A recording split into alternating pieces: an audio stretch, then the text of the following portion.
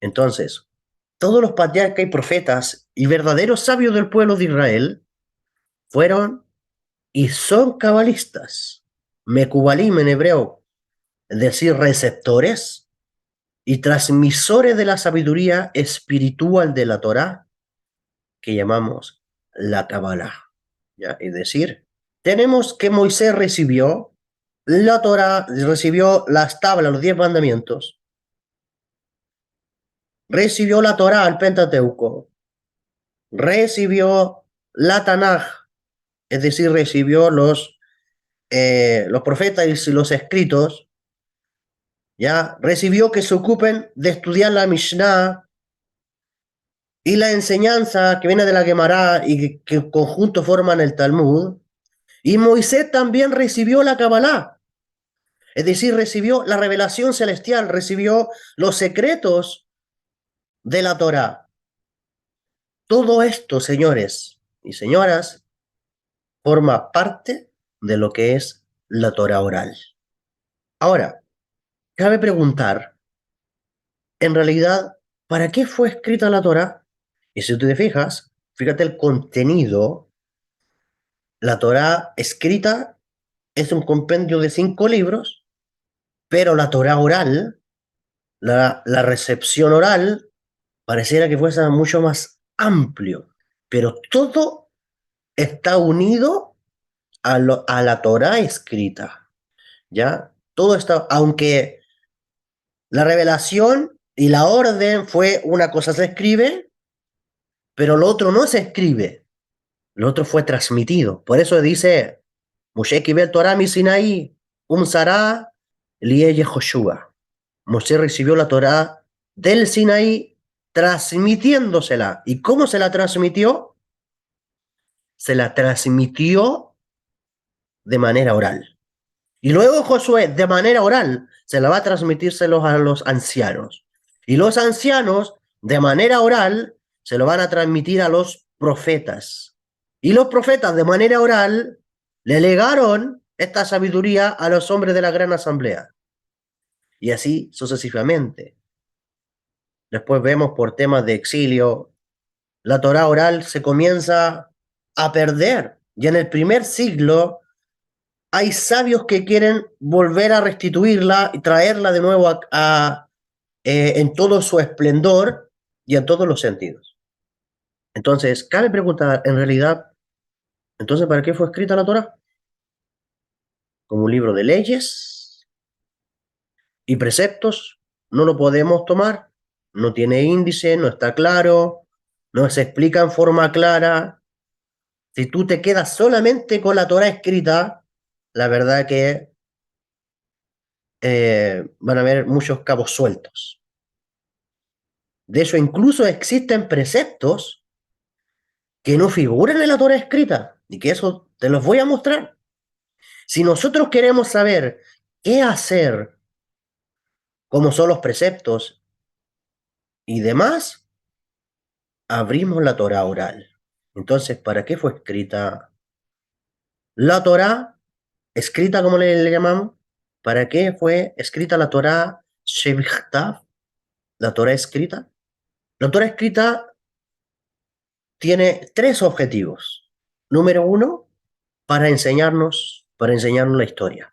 Ya que de hecho el principal contenido de la Torá es historia, narraciones. Aprendemos cómo dirige el Creador el mundo a través de los relatos históricos. Como está escrito en Deuteronomio 32:7, comprende los años de generación tras generación. Los preceptos mismos en la forma en que están escritos son también parte de narraciones. A cada precepto, de hecho, en la Torá se le antecede la expresión y habló el Eterno a Moshe diciendo, y habló el Eterno a Moshe ordenando, habla a los hijos de Israel. Es decir, es de esencial importancia y relevancia saber que en determinado momento fue ordenado a Israel tal o cual precepto. Pero si queremos saber cómo cumplir los preceptos, ¿a dónde vamos? Si no está la Torah escrita, leemos en la Torah oral. La Torah escrita nos enseña historia, historia divina, los caminos del Eterno. De hecho, el 80% del Tanaj, de la Biblia hebrea, es pura historia. Cuando tú ves la historia de David, de los reyes, del pueblo de Israel, pura historia de cómo se conduce el Eterno a lo largo de la historia según los acontecimientos, pecados, errores, etcétera. También hay una segunda razón por qué la Torá fue escrita. Segunda, para enseñarnos los motivos de los preceptos.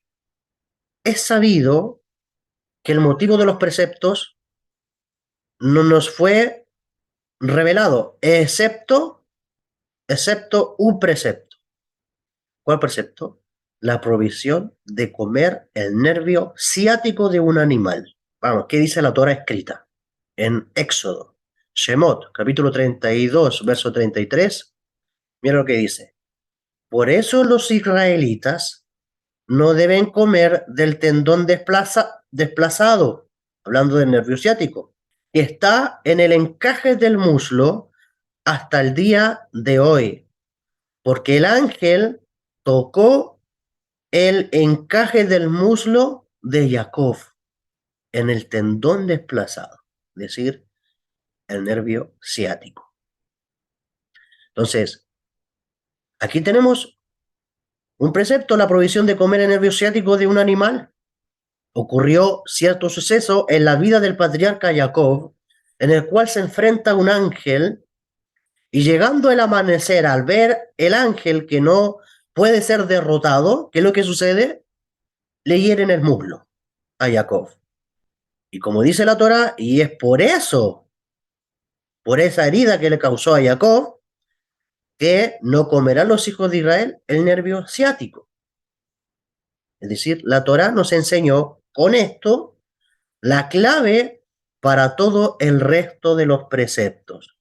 Que todas las historias y narraciones que figuran en la Torá son para enseñarnos los motivos de los preceptos. ¿Ya? Vamos a ver ahora otro ejemplo. Está en Deuteronomio, de Barín, capítulo 21, del verso 15 al 17. Y está escrito, si un hombre tiene dos esposas, a una la ama y a la otra la odia, y ambas le dieron hijos, pero el primogénito es el hijo de la odiada. Cuando reparta la herencia a sus hijos, no podrá darle al hijo de la amada el derecho de la primogenitura, en detrimento del hijo de la odiada, que es el primogénito real. Aquí tenemos un texto, pero ¿qué incidente sabemos nosotros que haya ocurrido en la historia del pueblo de Israel por haber tenido dos mujeres? Una más y otra menos amada. Lo vemos en la historia de José, que su padre amó más a Rachel que a Lea. José fue vendido. Luego todos bajaron a Egipto desatándose más y más calamidades. La Torá nos dice, no se equivoquen otra vez y aprendan la lección. Entonces, debido a ese incidente, pues aparece el motivo de este precepto. Entonces, para comprender la tercera respuesta, debemos antes enfocarnos en cuál es el tema central de la Torá. ¿Cuál es el tema central de la Torá? La respuesta es el pueblo de Israel. Se relata desde sus orígenes, sus desdichas y alegrías, genealogías, etc. Entonces, todos estos datos e historias que nos relata la Torá, los conocemos por cuanto a nosotros mismos nos ocurrió.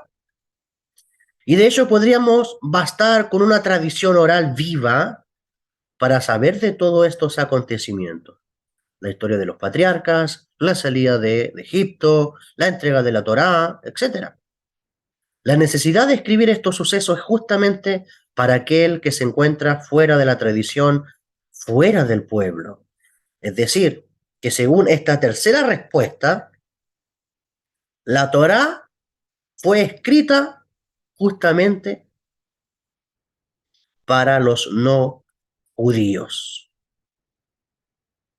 ¿ya? O sea, para las naciones. Según esto, podríamos entender las palabras del Gaón de Vilna, que dice este gran sabio, que asevera, la Torá oral es la raíz del pueblo judío y la Torá escrita es la raíz de las naciones. Si tú te das cuenta, la mayoría de las naciones del planeta tiene sus Biblias, ¿ya? Tiene la Torá escrita, pero las naciones no tienen la Torá oral,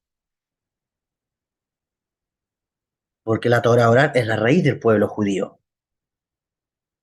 Entonces, y siguiendo este principio, se responden varias preguntas acerca del por qué la Torá está escrita como la conocemos. Por ejemplo, ¿por qué la Torá nos dice que quien dañe el ojo de su compañero será castigado ojo por ojo y diente por diente?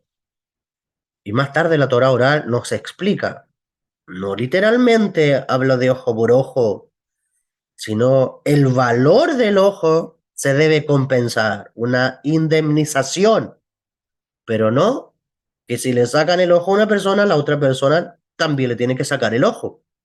Entonces la Torá oral nos aclara realmente lo que quiere decir ese precepto o cómo hay que llevarlo a la acción. ¿Sí? Entonces, no literalmente ojo por ojo, sino el valor del ojo se debe de compensar. Entonces, si realmente es así, ¿por qué no escribir más fácil? ¿Por qué el Eterno nos dice se pagará el valor del daño o parecido? Y aquí encontramos justamente la respuesta. Por cuanto que el pueblo judío posee la Torá oral, donde se nos explica, y la Torá escrita fue dada para las naciones, que en forma general se han mostrado un tanto más vehemente que el pueblo de Israel. Es mejor ser más estricto y que lo entiendan de manera literal para prevenir futuros problemas. Y de hecho, esta respuesta la encontramos en las primeras palabras del comentario de Rashi a la Torá. ¿Por qué razón se comenzó con el principio? Pregunta Rashi, ¿por qué razón la Torá se comenzó con el principio? Por si dijesen las naciones del mundo. Esto quiere decir que este libro, la Torá, se ha escrito para contestar la futura pregunta de las naciones. Entonces, ¿esto habilita a cualquier persona a abrir y comenzar a estudiar por sí solo? La respuesta es sí. La persona sí puede estudiar por sí sola, pero obviamente con ciertas restricciones. Letra A, estudiar de una traducción judía erudita y no de falsificaciones. Y eso es lo que se recomienda primero si tú quieres estudiar, estudia de una Torá judía, ¿ya? No de versiones tal vez que han pasado por una y otra mano, y se recomienda que una versión que sea directa del hebreo al español. Letra B, estar bajo la tutela o dirección de gente conocedora de la Torá para cualquier pregunta que surja y así también te marquen la dirección y el camino por donde tienes que ir. Y letra C, saber aceptar y acatar las limitaciones también que se deben cumplir. Entonces, hasta aquí tenemos tres motivos de por qué se ha escrito la Torá escrita. Síntesis, número 1, para enseñarnos la conducta de Dios con el ser humano, donde se nos habla de la historia divina. 2, para conocer los motivos de los preceptos. Y 3, para las naciones. Entonces, no necesariamente se desplaza uno al otro. Puede ser justamente que se anexen o complementen un motivo con el otro. Ahora, también cabría explicar aquí la diferencia entre los preceptos de Oraita y de Rabanán. Prepárense para escuchar nuevos conceptos. Preceptos de Oraita y de Rabanán. Existen varios preceptos escritos en la Torá que solo son de Rabanán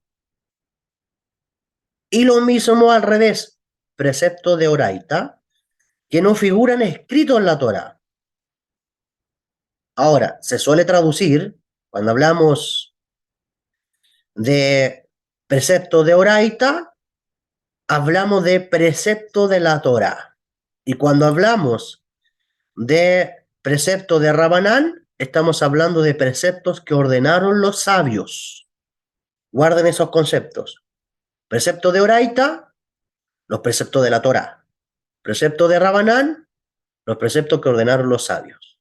Entonces, pero según lo anteriormente explicado, no cabe tal vez de esa definición, ya que no aprendemos nosotros los preceptos de la Torá escrita, sino de lo que Moshe enseñó al pueblo, que el Eterno le ordenó o enseñó, sin diferenciar cómo figura escrito en la Torá.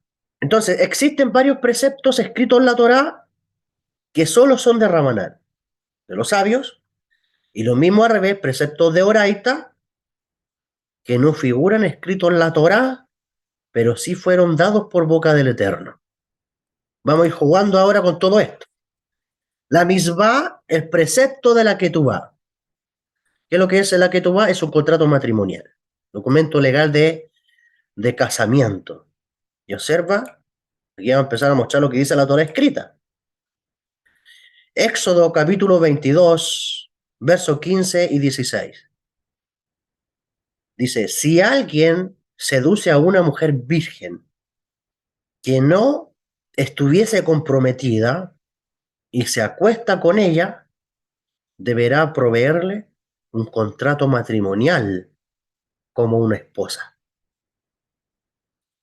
Él dice, si el padre se niega a permitirle que se case con ella, deberá pagarle la suma establecida en el contrato matrimonial de las chicas vírgenes. La versión popular de las Biblias dice, si alguno engañare a una doncella que no fuere desposada y durmiere con ella, deberá dotarla y tomarla por mujer. Mejilta y también Rashi lo citan y nos dicen que este dote o este contrato en la que tú vas, ¿ok? Se trata de este contrato que se hace en el pueblo de Israel. Yo no sé si alguna vez has visto alguna que tú vas, pero es como todo lo que el hombre le promete, por ejemplo, a la mujer que tiene que realizar durante sean marido y mujer. Pero los sabios, según la halajá, estipulan que este precepto es de Rabanán. Entonces, ¿por qué la Torá lo escribe? Pues se puede explicar que era una costumbre ya existente, pero no por eso se convirtió en precepto. Y fíjate bien que según el Eterno se está tomando, fíjate bien, el Eterno se está tomando de una Torá de los sabios, o sea, los preceptos de los sabios, para establecer un precepto de él. Si alguien seduce a una mujer virgen que no estuviese comprometida y se acuesta con ella, deberá proveerle un contrato matrimonial. ¿En dónde está escrito en la Torá que se realiza un contrato matrimonial? ¿En dónde vemos la Torá que Dios le dice a Moisés, hazte una ketubá, hazte un contrato matrimonial y revélaselo al pueblo de Israel? No está. Pero sin embargo, Hashem ya sabía eso, que había Torá de Rabanán, había precepto de Rabanán, de los sabios. Los sabios ya habían establecido cómo se configuraba una ketubá, un contrato matrimonial en el pueblo de Israel. Y vemos a Dios diciendo, esos mandamientos de hombre o eso, quítenlo de ahí. ¿No? Dios lo respetó. Y sobre eso dice que aquel hombre que se acueste con una mujer virgen deberá proveerle un contrato matrimonial con una esposa. Y si el padre se niega a permitirle que se case con ella, deberá pagarle la suma establecida con el contrato matrimonial de las chiques vírgenes. Si alguno engañare, dice la otra persona, a una doncella que no fuere desposada y durmiere con ella, deberá dotarla y tomarla por mujer. Dios tomándose del dote de la que tú vas para dar un precepto, una orden. Vamos por más.